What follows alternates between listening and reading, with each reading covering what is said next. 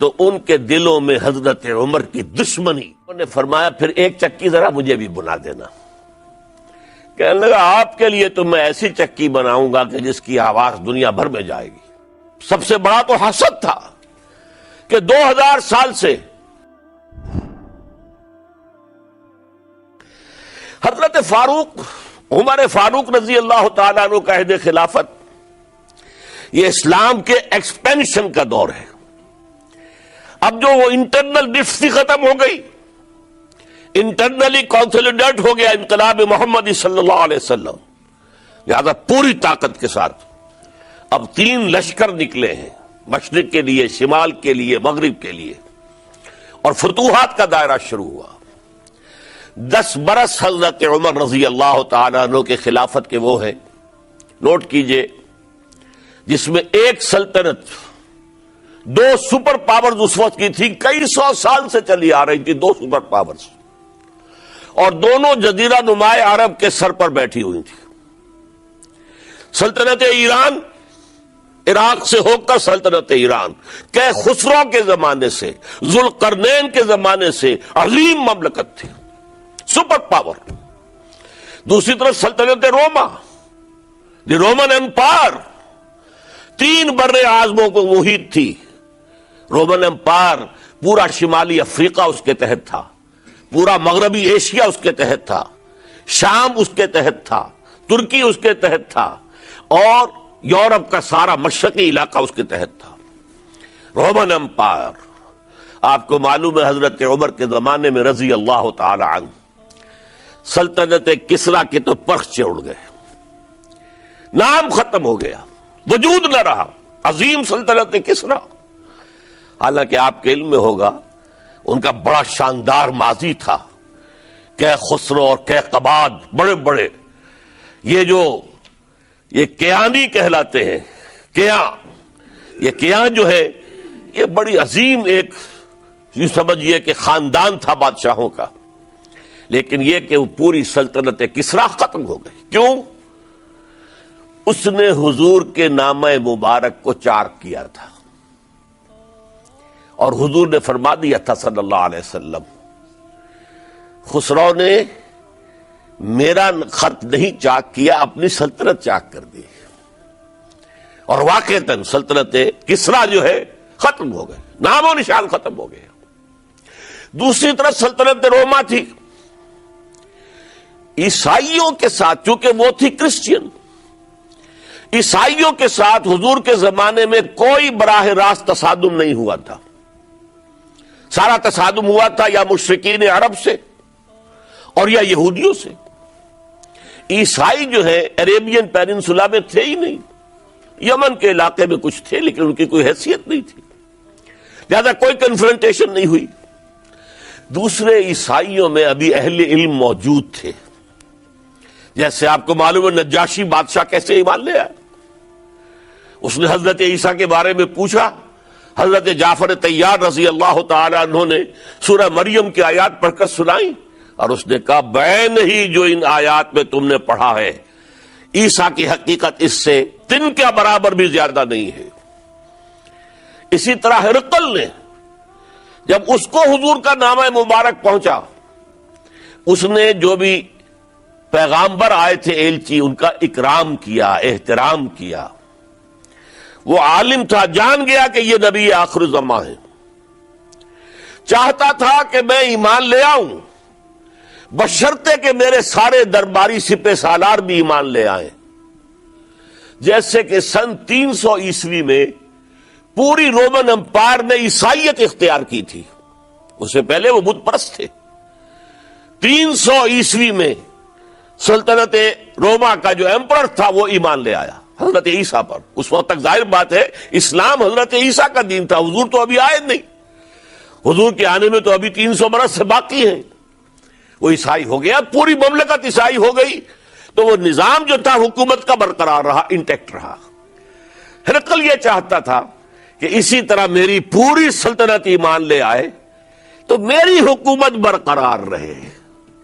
لیکن یہ کہ اس کے جو درباری تھے اور اس کے بڑے بڑے جو سپہ سالار اور جرنیل تھے انہوں نے ریجیکٹ کر دیا, اور یہ بادشاہت کی بیڑی اس کے پاؤں میں پڑی رہ گئی. ایمان تو نہیں لایا لیکن پہچان گیا تھا حضور کو صلی اللہ علیہ وسلم. اور اس سلطنت روما سے پھر آپ کو معلوم ہونا چاہیے کہ مسلمانوں نے اس کی 3 ٹانگوں میں سے 2 ٹانگیں توڑ دی. پورے شمالی افریقہ سے نکال باہر کیا, پورے مغربی ایشیا سے, یہ شام اور ترکی کا علاقہ اناطولیہ نکال دیا, اور اس کی سلطنت محدود رہ گئی یورپ کے اندر. تو یہ عظیم کام ہوئے ہیں حضرت عمر رضی اللہ تعالی عنہ کے عہد میں. اب سوچئے اس عظیم ریولوشن کا بھی کوئی کاؤنٹر ریولوشن ہونا چاہیے تھا کہ نہیں. ایرانی بڑے زبردست نیشنلسٹ لوگ تھے, نسل پرست, اپنی نسل پر فخر کرنے والے. ہماری روایات عظیم ہیں, ہم خسرو کے وارث ہیں. اور آپ کو معلوم ہے کہ آخری جو بادشاہ تھا رضا شاہ پہلوی, وہ چاہتا تھا کہ خسرو کے دور کی عظمت اور سطوت کو دوبارہ لے آئے. 2500 سالہ جشن اس نے منایا تھا. وہ چاہتا تھا وہی شان میری ہو جائے جو کہ خسرو کی تھی. یہ جو ان کے اندر نیشنلزم تھا, جب ان کی سلطنت کے پرخچے اڑ گئے حضرت عمر رضی اللہ تعالیٰ عنہ کے ہاتھوں, تو ان کے دلوں میں حضرت عمر کی دشمنی, وہ خون کے پیاسے ہو گئے عمر کے رضی اللہ تعالیٰ عنہ. میں یہاں آپ کو ذرا ایک حوالہ دے دوں. فردوسی نے جو شاہ نامہ لکھا, حالانکہ وہ مسلمان تھے لیکن چونکہ پرانے ایرانی ذہن کی عکاسی کر رہے تھے, تو انہوں نے جب کہ عرب فوجیں آئی ہیں تو اس نے ایران کا جو اپنے اوپر فخر تھا اس کی ترجمانی کرتے ہوئے لکھا ہے, زشیر شتر خوردن و سوسمار عرب را بجائیست آیت قرار کہ تختے کیا را کنند آرزو تفو برتو ہے ترک کرداں تفو. کہ یہ عرب اونٹنیوں کا دودھ پینے والے, گوہ کھانے والے. یہ گوہ ایک بڑی سی چھپکلی کا جیسا جانور ہوتا ہے جو صحرا کے اندر ہوتا ہے, اور وہ اپنا ایک گھر بنا کر رہتا ہے, اسے کھاتے تھے.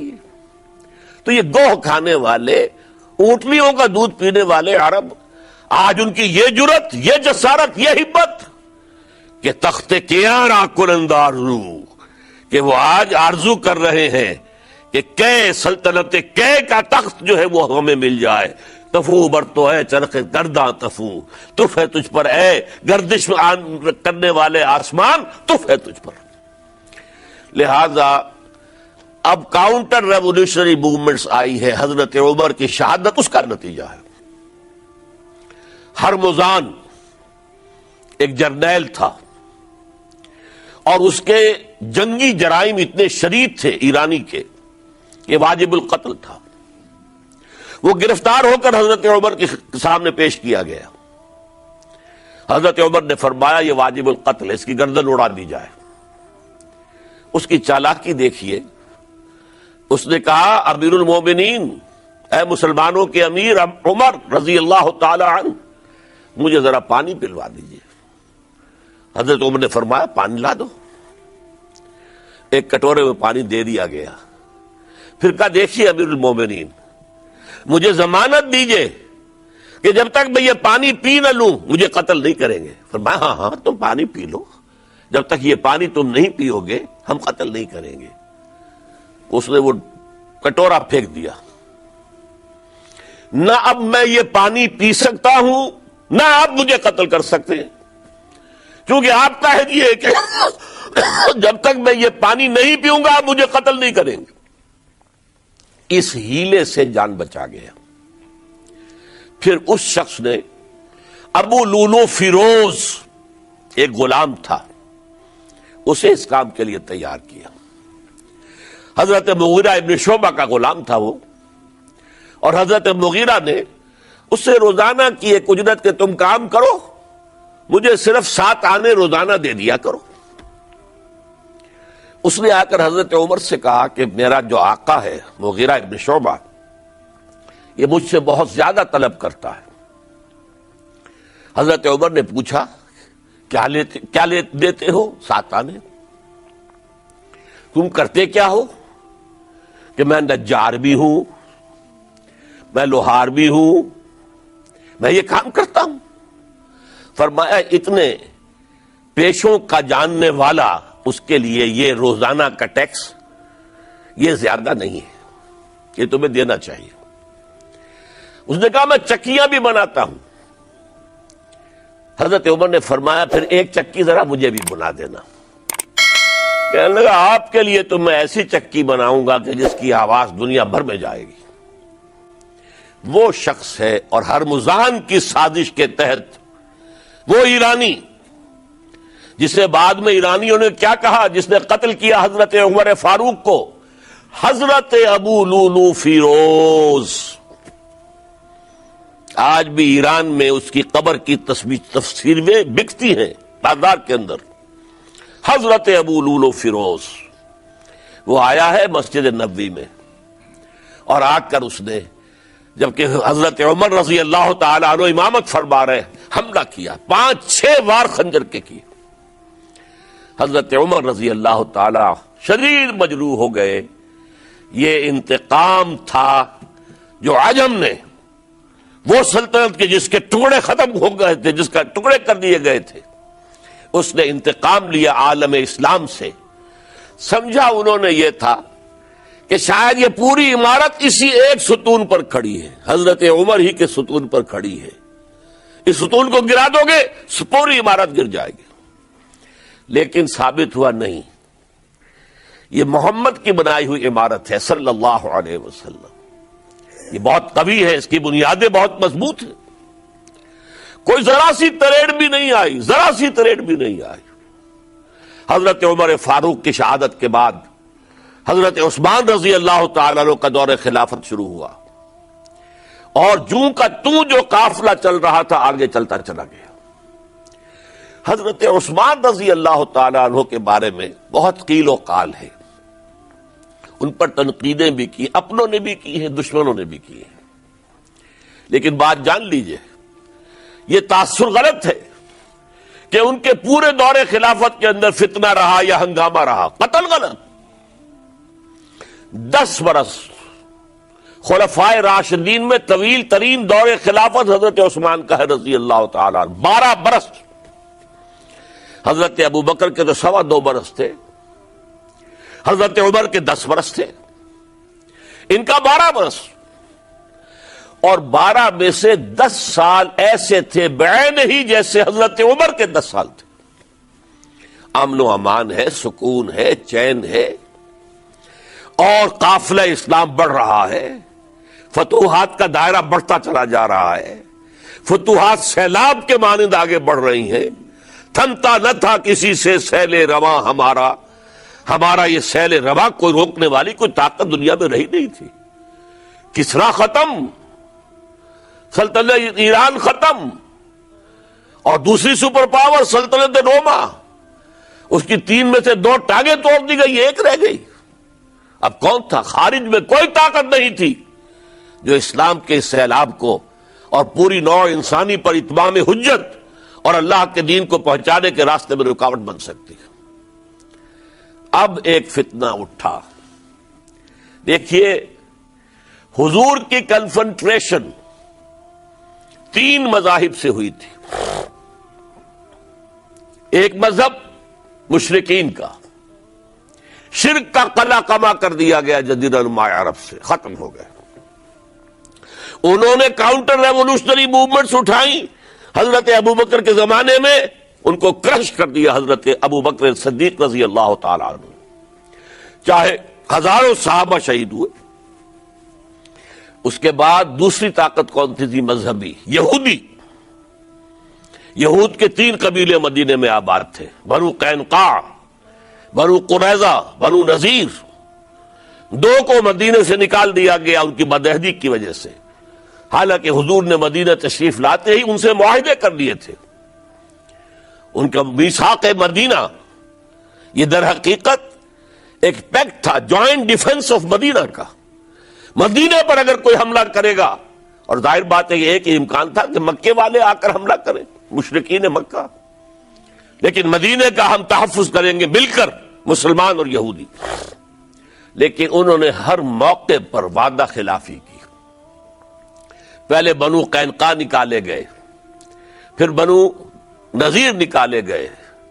غزوہ احزاب کے موقع پر بدترین جو ہے بدعہدی بنو قریظہ نے کی، اور ان کو بڑی سخت سزا دی گئی، چونکہ انہوں نے خود کہا تھا کہ ہمارا فیصلہ سعد ابن معاذ رضی اللہ تعالی عنہ جو فیصلہ کر دیں گے وہ ہمارے حلیف ہے، جو فیصلہ کر دیں گے ہمیں قبول ہوگا.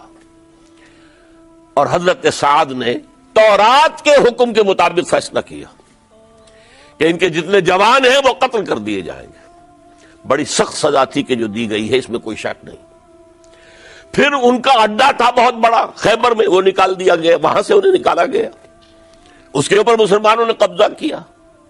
جیسا کہ میں نے عرض کیا، عیسائیوں سے کوئی کنفرنٹیشن نہیں ہوئی تھی، لیکن ان دو کے ساتھ ایک مشرکین عرب کا خاتمہ ہوا اور ایک جزیرہ نما عرب سے یہودیوں کا خاتمہ ہوا.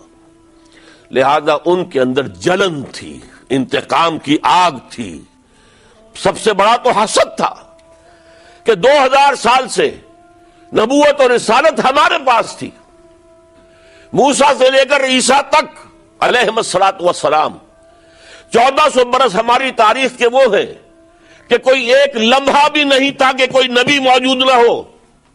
نوٹ کیجئے اس بات کو. حضرت موسیٰ 1400 قبل مسیح میں اور حضرت عیسیٰ سن عیسوی کا آغاز، ان 1400 سالوں میں مسلسل نبوت بنی اسرائیل میں رہی. یہ حدیث ہے بخاری شریف کی، کانت بنو اسرائیل تسوسہم الانبیاء. بنی اسرائیل کی حکومت، ریاست، سیاست کا کام انبیاء کرتے تھے. اذا ہلاک نبی خلفہ نبی، جب بھی نبی کا انتقال ہوتا تھا ان کا خلیفہ دوسرا نبی ہوتا تھا. یہ چین ٹوٹی نہیں. 1400 برس آپ کو معلوم ہے حضرت داؤد بادشاہ بھی ہے، خلیفہ بھی ہے، نبی بھی ہے. ان کے بیٹے حضرت سلیمان بادشاہ بھی ہے، نبی بھی ہے، خلیفہ بھی ہے. اسی طریقے سے یہ سلسلہ چلتا رہا. تورات انہیں دی گئی، انجیل انہیں دی گئی، زبور انہیں دی گئی، بے شمار صحیفے اور دوسرے چھوٹے نبیوں کو دیے گئے. لیکن پھر اللہ تعالیٰ نے نبی آخر الزماں کی حیثیت سے محمد الرسول اللہ کو چن لیا، جو اسرائیلی نہیں تھے، جو اسماعیلی تھے. حضرت ابراہیم کے بڑے صاحبزادے حضرت اسماعیل علیہ السلام کی اولاد میں سے. اس پر انہیں سخت رنج، حالانکہ وہ پہچانتے تھے حضور کو. ان کی کتابوں میں جو نشانیاں لکھی تھی وہ پوری حضور پر جو ہے متفق ہو رہی تھی. قرآن کہتا ہے یعرفونہ کما یعرفون ابناہم، وہ ایسے پہچانتے ہیں محمد کو صلی اللہ علیہ وسلم جیسے کہ اپنے بیٹوں کو پہچانتے. لیکن انہوں نے نہیں مانا. بدترین دشمن، حسد کی آگ میں جلنے والے، اور آج تک وہی معاملہ ہے. ان کی نیچر تبدیل نہیں ہوئی ہے. اب جو کچھ قیامت صغری آنے والی ہے مڈل ایسٹ میں، عراق پر حملے کے بعد جو کچھ ہوگا، اس سب کی سازش کس نے کی ہے؟ یہود نے. یہ ساری اسرائیلی سازش ہے. بہرحال یہ علیحدہ بات ہو جائے گی. اب انتقام یہودیوں کا آیا. یہودیوں کو یہ معلوم تھا ہم تعداد میں اتنے کم ہیں اور ڈسپرسڈ ہیں. سن 70 عیسوی میں ایک رومن جنرل ٹائٹس، اس نے حملہ کر کے یروشلم بیت المقدس کی اینٹ سے اینٹ بجائی. 1,33,000 یہودی ایک دن میں قتل کیے. اور ان کا سیکنڈ ٹیمپل جو تھا، جو حضرت سلیمان نے بنایا تھا، معبد، عبادت گاہ، ہم تو اسے مسجد کہیں گے، مسجد اقصی، لیکن انہوں نے اس سے کہا ہیکل، ٹیمپل. اس کو گرا دیا تھا نبوکڈ نظر نے 587 عیسوی میں.